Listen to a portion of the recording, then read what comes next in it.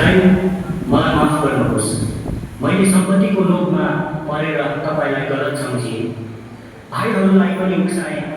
आज रामायण सुनेपछि मेरो आँखा खोल्यो। भारतले आफ्नो अधिकारभन्दा सम्बन्धलाई ठुलो माने, तर मैले भने सम्बन्धभन्दा सम्पत्तिलाई ठुलो ठाने।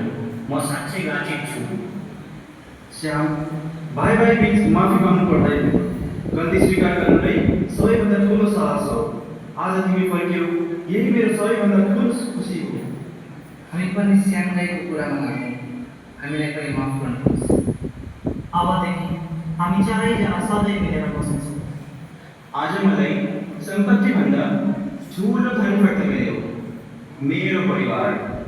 घर ठुलो भएर होइन, मन ठुलो भएर परिवार खुसी हुन्छ।